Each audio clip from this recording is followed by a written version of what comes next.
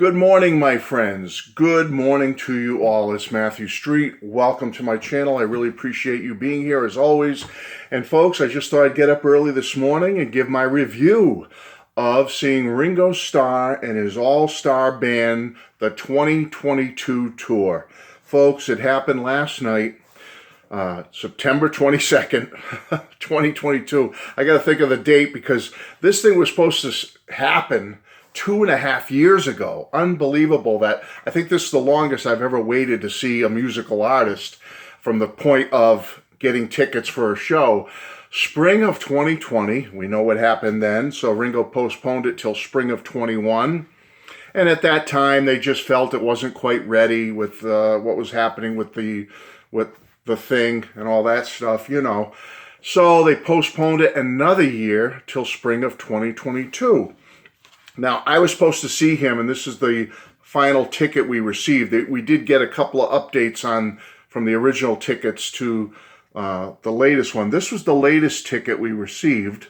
Sunday, June 12th, 2022, I was supposed to see Ringo at the Providence Performing Arts Center, Providence, Rhode Island. There's the ticket. We never got an updated one because at this time, Edgar Winter and Steve Lukather got COVID and they postponed it for 3 months until last night. So this was the ticket we use to enter the show, the one I'll be saving. And folks, let me just start off with this. The Providence Performing Arts Center is a great, great venue to see a show. It's located in downtown Providence, Rhode Island, built in 1928 as a movie palace, originally one of those ornate, beautiful, just over 3,000 seats. I think it's 3,100 seats in this theater. It's very, very beautiful, folks. It's been totally redone. I'm sure in your area where you live, maybe you've seen theaters of this like. Very beautiful, magical type place that you'd love to see a movie, or you can picture back in the 20s and 30s, people seeing going to see the movies back then and being just blown away by what they were seeing in a beautiful theater like this. It's one of those places. As I said, I can't even give you the entire history of this place, the off-Broadway plays it's had, the shows, but I'll give you a couple of big names. They've had artists like this is over the years since they started hosting concerts, and I believe the late 60s or early 70s, but you're talking the Bee Gees, the Kinks, the Doors, Lou Reed, Fleetwood Mac, Queen have played there in the early 70s. Jackson Browne, Aerosmith, Cheap Trick, Elvis Costello, Bob Dylan, John Mellencamp, Diana Ross has played there. Heck, Weird Al Yankovic has even played there. Crosby, Stills, Nash, Neil Young on his own, Earth, Wind and Fire, B.B. King, Dolly Parton. Tony Bennett has played at the Providence Performing Arts Center. Bruce Springsteen, the E Street Band, Buddy Guy, the White Stripes, Emerson, Lake and Palmer, Allman Brothers Band, Steely Dan, David Bowie has played there. The Beach Boys, the original Beach Boys, I think back in the 60s, played there with Brian, Dennis, all the original gang. Dire Straits, REM, INXS, Ozzy Osbourne, Black Sabbath. It's just an amazing place, folks. So enough of that, but it's just a great place to see a venue. Now, the show was sold out last night, and let me just say right off the bat, Ringo looked great, and he sounded great, folks. That was the key important thing for me, is how he sounded. He looks fabulous. For 82 years old, the man is in shape. He's doing jumping jacks during the show. He runs on and off the stage. He runs up the stairs to his drums. He runs back down the stairs. I mean, the guy, you look at him and you can't see that this is an 82-year-old man, based on how many 82-year-old men are health-wise. Ringo he's amazing. He just looked great. But voice-wise, folks, yeah, I know Ringo has never been Pavarotti or Lennon and McCartney for that matter, but he sounded like Ringo. You know what I'm saying? And I know he doesn't put the strain on his voice like Freddie Mercury did, or Paul McCartney, or John Lennon, or Elvis did, but he's Ringo. And his voice has not changed. So I don't detect any real change. When he's singing his songs, it sounds like Ringo. But more importantly, when he speaks to the audience, it's just it sounds like Ringo from the 60s. His voice has not changed. His speaking voice definitely has not. I mean, Paul, God bless Paul, but when Paul talks now, he sounds like a kind of a weathered old man a little bit. His voice, his speaking voice is just not as, he doesn't project. His voice doesn't have the timbre it once had. Ringo's does. When Ringo talks and jokes with the audience, you close your eyes and you're hearing Ringo from the 60s. It's just the way he sounds is amazing, and he looks amazing. So I just had to get that out there. What an amazing character he is, to be in the condition he's in. The crowd was very varied, which I liked. There were the old folks like me, the old original fans like me, and people older than me, obviously well into their 70s. But there was also a lot of young people. When I say young people, I'm talking, people in their 30s and younger. There's the middle-aged people, the 40s and 50s, and then the old people like me, 60s and older, 70s. But the young people, 30s, 20s were there. Teenagers were there. I even saw young kids, preteens there. I thought that was fantastic, that we have a good wide range of people at these shows. Plenty of merchandise. Great stage design for a simple, theater like that, over 3,000 seater.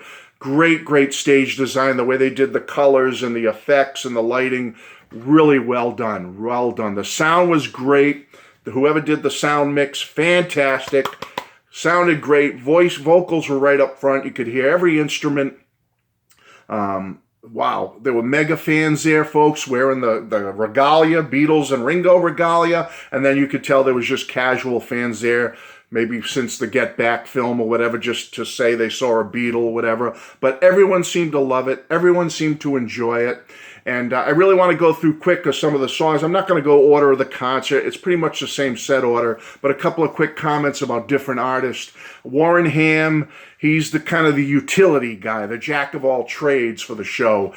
He does it all. He does the background vocals. He does some keyboard work. He does all the, a lot of the brass stuff with the sax and with, the flute and percussion. He's just all around did a great job. And then there's the great Greg Bissonette on drums and background vocals. He was so solid, and he did a little drum solo in the middle where he did like recognizable drum fills from famous rock and roll songs, including the Beatles and Led Zeppelin and other drum beats and stuff. And it was really great. He got a great ovation for that. You have the great Hamish Stewart, from the Average White Band, who used to be part of Paul McCartney's band back in the early 90s.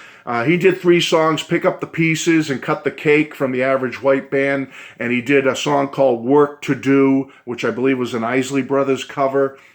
And I would say he got the more subdued response out of everybody. But when I say that, that's not a negative. He still got a great response. People really reacted and enjoyed his songs, especially Pick Up the Pieces, which is probably the most famous Average White Band song. But as far as compared to the other artists and their songs, Hamish probably got the most subdued response. And then you have the great Steve Lukather, oh my goodness, from Toto.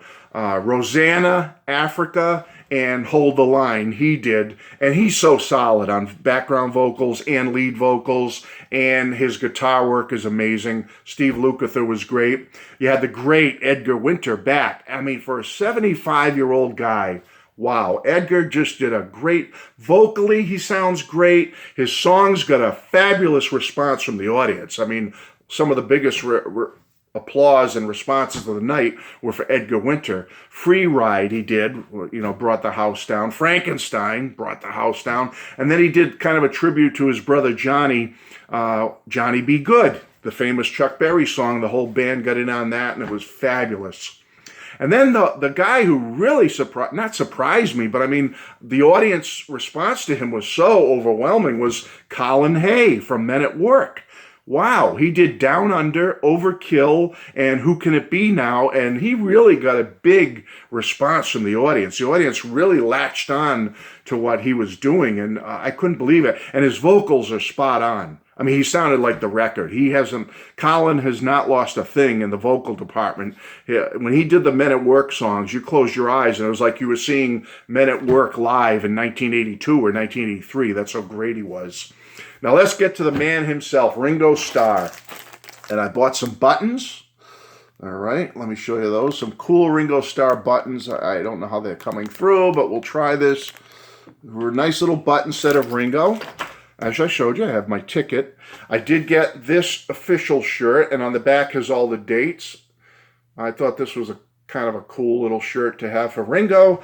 And I did buy a fan club only unauthorized shirt outside because they were going for so cheap after the show. And I like it because it has the zoom in cover on it with Ringo's faux signature below. So there's zoom in on the front, and on the back you get all the dates with Ringo's picture from the album cover, What's My Name, and then all the artists with Ringo below.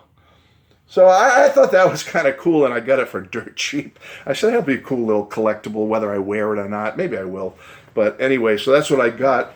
And last thing before we talk about Ringo is I got this really cool tour book. Wow. Nice tour book, Ringo. Very nice, front and back. A little message from Ringo. And I can't show you everything, but great pictures. Nice shots of Ringo. I want to try to get out of here. It's been 11 minutes, I know, folks. Nice. But really, Ringo, he looked good. He really does. There he is. Guys looking. Then little thing about each of the artists with Ringo: Steve Lukather, Greg Bissonette. They all get Warren Ham. They all get their own little page. Hamish Stewart. Oh my goodness, Colin Hay. I'm sorry, I'm going quick, folks, but I don't want to keep you hanging around too much. I want to get out of here. Ringo. Boy, Ringo was just amazing. Very colorful book, folks. Nice messages. There's Ringo right at the end. Peace and love, baby. There's the dates on this tour. Again, some of them have been changed because of the COVID break with the two guys. Ringo was fabulous, folks. He did 12 songs. You always wish he could do more.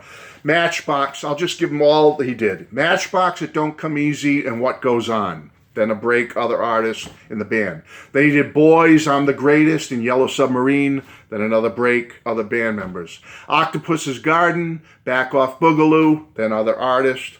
I Want to Be Your Man, a couple other artists. And then he finished it up with Photograph, Act Naturally, and A Little Help from My Friends. And then the coda was the whole band doing Give Peace a Chance. It was fabulous, folks. And you always wish, like, wow, I wish, we could get more Ringo songs. Like, I wanted You're 16, the No-No song would have been nice. I mean, there's so many. I won't even speculate how many. But Ringo could do a few more songs. They could drop, a couple of things here and there in the set. But I'm not complaining. It was a fabulous show. I had a great time. It was worth the 2.5-year wait. Ringo delivered. The band delivered. Very, very positive experience seeing Ringo. Very uplifting, very fun, very musical. I really enjoyed it, folks. So that's it. Thumbs up. I know the tour is almost over, but if you have a chance to see Ringo on this tour, or if you did, I'm sure you loved it. If you have a chance, go. It's worth it. Absolutely worth it. And I can't see this man slowing down. If he comes around again, folks, go before it's too late. Go. He's 82 years old, but he doesn't show any signs of slowing down for the next few years. So maybe we'll get one more all-star band tour. Go, go, go. Do not miss it. Go see Ringo. He's fabulous. He's wonderful. And you know what? He looks damn cool, So you got to go. That's it, folks. I love the show. It was great. So happy to see him. I love you. I'm so happy to see you. Make a comment. Talk to you soon. Bye-bye.